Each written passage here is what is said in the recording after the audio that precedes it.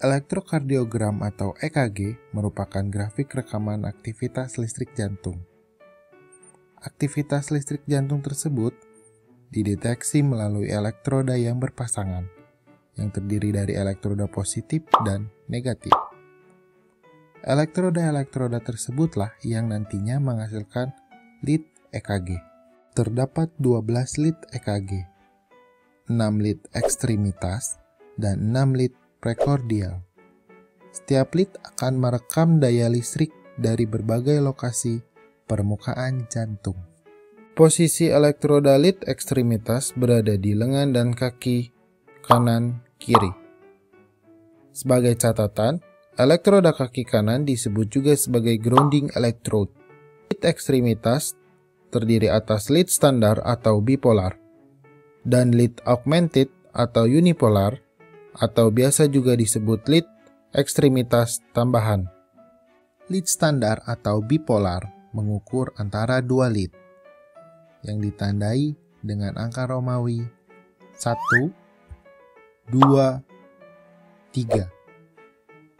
Pada L1, elektroda positif berada di lengan kiri dan elektroda negatif berada di lengan kanan. Pada L2, elektroda positif berada di kaki kiri, dan elektroda negatif berada di lengan kanan. Pada L3, elektroda positif berada di kaki kiri, dan elektroda negatif berada di lengan kiri. Lead augmented atau unipolar mengukur dari satu lead yang ditandai dengan AVR, AVL, AVF. Pada lead AVR, AVL, AVF, elektroda positif berada di lengan kanan, lengan kiri, dan kaki kiri. Dan elektroda negatif berada di bagian terminal sentral jantung. For your information, pada suatu kondisi normal yang tidak umum, yaitu technical dextrocardia, yang dimana posisi jantung berada di sebelah kanan, sehingga arah elektrodanya berbalik dari kondisi pada umumnya. Pada kondisi umum, defleksi PQRST negatif pada lead AVR. Namun, pada dextrocardia, salah satunya dapat ditandai dengan adanya defleksi PQRST positif pada lead AVR. Lead prekordial atau unipolar terdiri atas 6 lead, di antaranya lead V1 sampai V6. Lead V1 terletak di bagian kanan batas sternal interkostal 4. Lead V2 terletak di bagian kiri batas sternal interkostal 4. Lead V3 terletak di garis tengah antara V2 dan V4. Lead V4 terletak di garis mid-clavikular interkostal 5. Lead V5 terletak di garis anterior axillary, satu level dengan lead V4, dan lead V6 terletak di garis mid-axillary, satu level dengan lead V4 dan V5. Dikarenakan ventrikel kiri merupakan bagian jantung yang dominan dan secara klinis penting, sehingga lead diklasifikasikan menjadi beberapa bagian pada jantung. Di antaranya, V1 dan V2 yang merepresentasikan bagian septal. V3 dan V4 merepresentasikan bagian anterior. V5 dan V6 merepresentasikan bagian lateral. V1 sampai V4 merepresentasikan bagian anteroseptal. V3 sampai V6 merepresentasikan bagian anterolateral. L1 dan FVL merepresentasikan bagian lateral atas. L2, L3, dan FVF merepresentasikan bagian inferior. Berdasarkan lead bipolar, lead L1, L2, dan L3 akan membentuk equilateral triangle dengan jantung sebagai pusat segitiga yang disebut sebagai Einthoven Triangle. Berdasarkan Einthoven Triangle tersebut akan terbentuk sistem aksis yang terdiri atas sistem referensi triaksial dan heksaksial. Sistem referensi triaksial terbentuk dari lead L1, L2, L3, dan juga lead FVR, FVL, FVF. Sistem referensi heksaksial terbentuk dari gabungan sistem referensi triaksial L1, L2, L3 dengan sistem referensi triaksial FVR, FVL, FVF.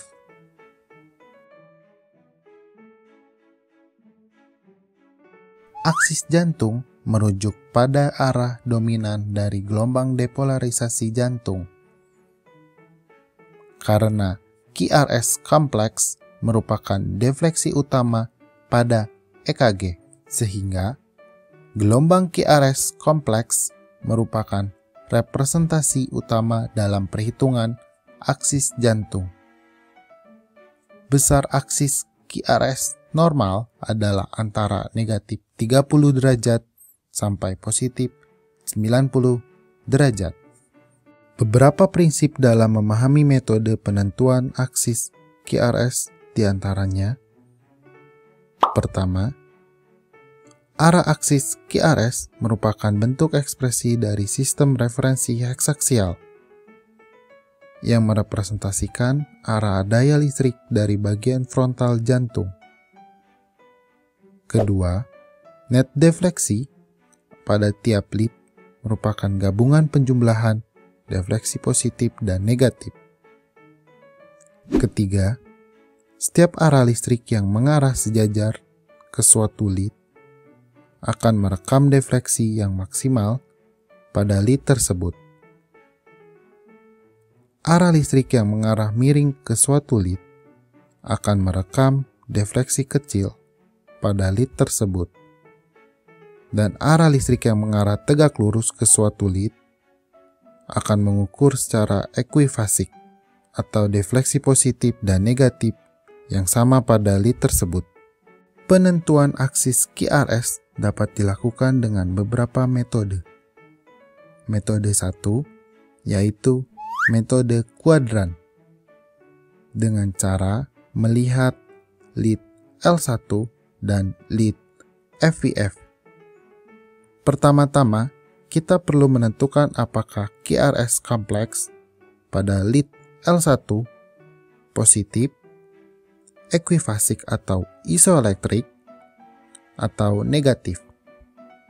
QRS kompleks disebut positif ketika gelombang R lebih besar dibanding gelombang S.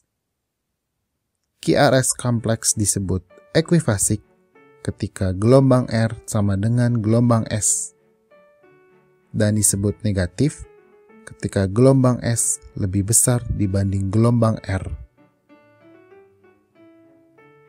Jika lead L1 dan lead FVF menunjukkan QRS positif, maka aksisnya berada pada 0 sampai positif 90 derajat, atau disebut aksis normal.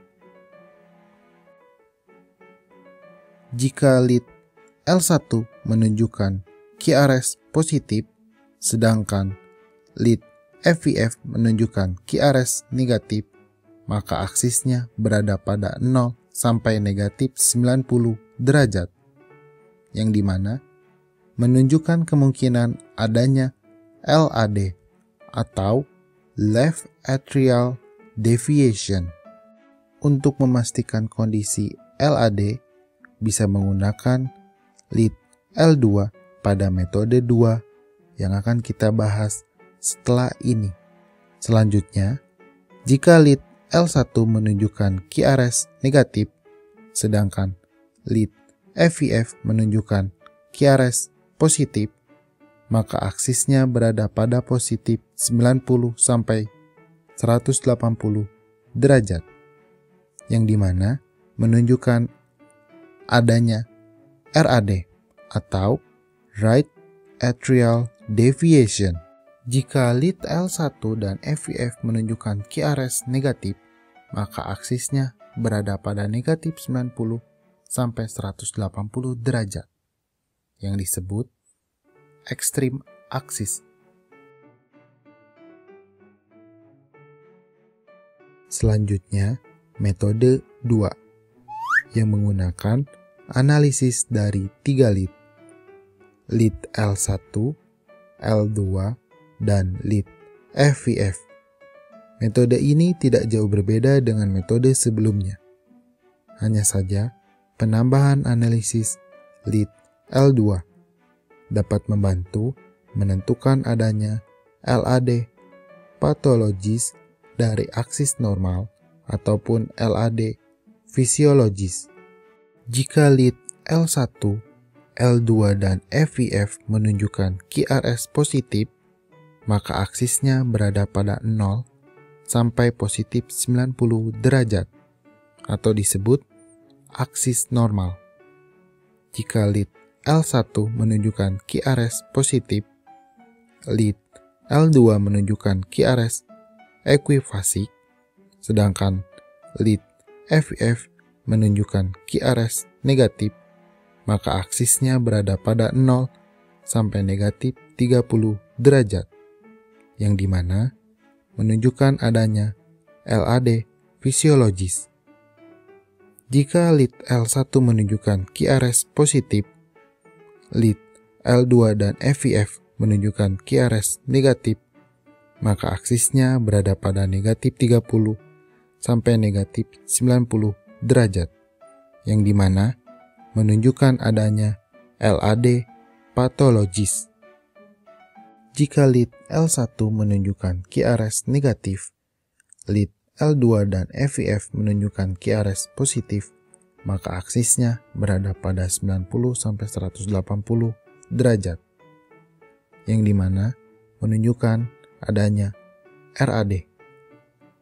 Jika lead L1, L2, dan FVF menunjukkan QRS negatif, maka aksisnya berada pada negatif 90 sampai negatif 180 derajat atau disebut extreme axis. Jika lead L1, L2, dan FVF sama-sama menunjukkan QRS ekuifasik, maka aksisnya tidak teridentifikasi atau indeterminate. Metode selanjutnya yaitu metode 3 yang menggunakan metode lead isoelektrik. Pada metode ini, jika QRS merupakan defleksi positif pada tiap lead, maka arah aksisnya akan sama dengan arah lead tersebut.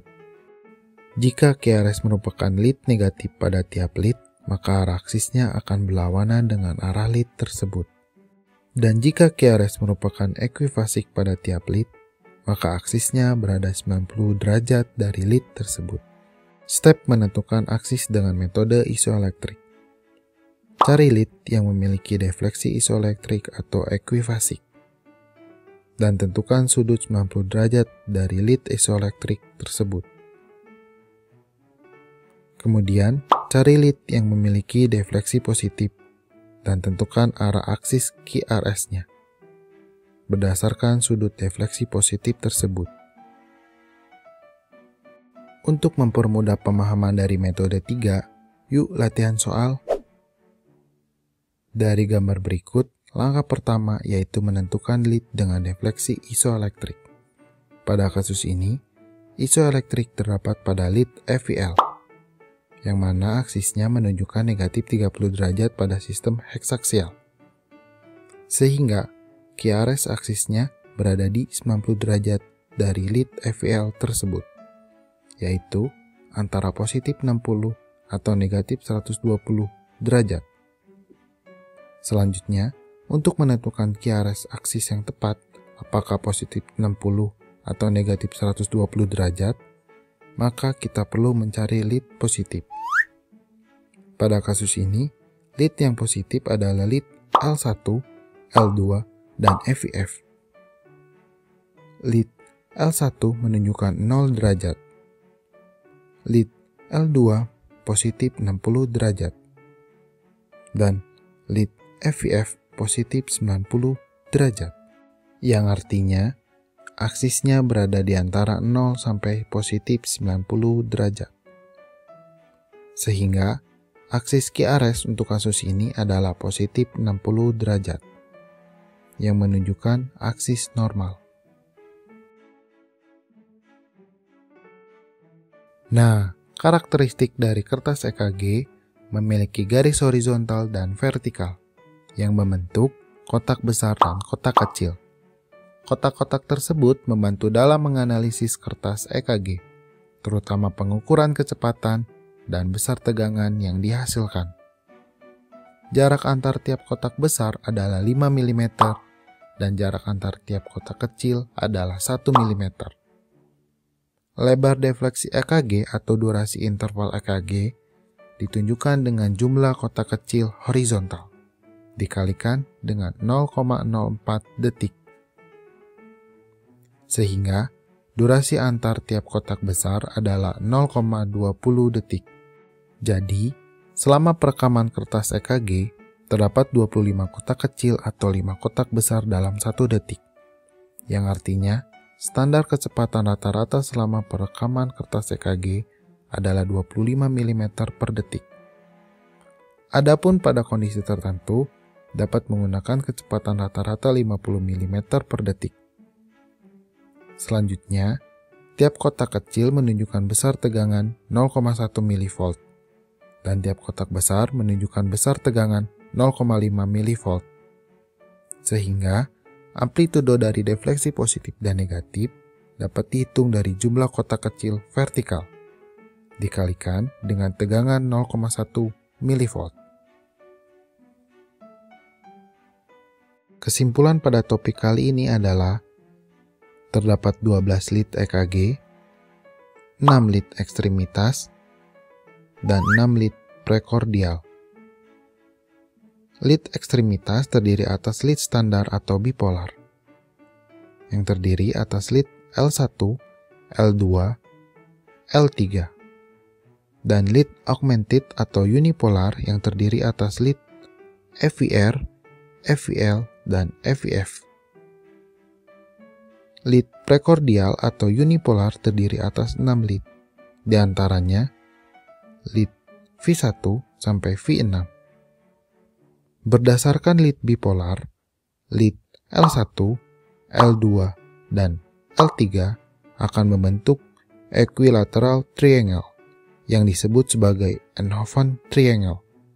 Berdasarkan Einthoven triangle tersebut, akan terbentuk sistem aksis yang terdiri atas sistem referensi triaksial dan heksaksial. Sistem referensi triaksial terbentuk dari lead L1, L2, L3, dan juga lead FER, FEL, FEF. Dan sistem referensi heksaksial terbentuk dari gabungan sistem referensi triaksial L1, L2, L3 dengan sistem referensi triaksial FER, FEL, FEF. Aksis jantung merujuk pada arah dominan dari gelombang depolarisasi jantung, dengan gelombang QRS kompleks merupakan representasi utama dalam perhitungan aksis jantung, yang memiliki aksis normal, antara negatif 30 derajat sampai positif 90 derajat. Kertas EKG memiliki garis horizontal dan vertikal yang membentuk kotak besar dan kotak kecil. Fungsi kotak-kotak tersebut adalah membantu perhitungan kecepatan rata-rata rekaman EKG dan juga perhitungan besar tegangan yang dihasilkan oleh defleksi EKG. Dengan melihat garis kotak-kotak pada kertas EKG, jika dilihat pada garis horizontal, didapatkan bahwa selama perekaman kertas EKG, didapatkan bahwa kecepatan rata-rata EKG adalah sebesar 25 mm per detik. Dengan garis kotak-kotak tersebut, jika dilihat dari garis vertikal, dapat juga diketahui bahwa besar tegangan pada defleksi EKG adalah 0,1 mV pada tiap kotak kecil atau 0,5 mV pada tiap kotak besar. Howdy guys, Access Plus adalah platform open access pembelajaran materi kedokteran atau kesehatan yang disampaikan dalam video animasi atau ilustrasi menarik yang singkat namun mudah dimengerti, mulai dari materi dasar kedokteran atau kesehatan sampai materi klinik. Goal kami adalah membuat video sebanyak-banyaknya yang akan dihimpun dalam perpustakaan digital kami di accessplus.id, sehingga dapat diakses oleh siapa saja dan kapan saja, yang bertujuan untuk preparing the future. Kalian bisa mendukung kami dengan cara subscribe YouTube kami, mengikuti sosial media kami, dan tentunya mengunjungi perpustakaan digital kami di accessplus.id.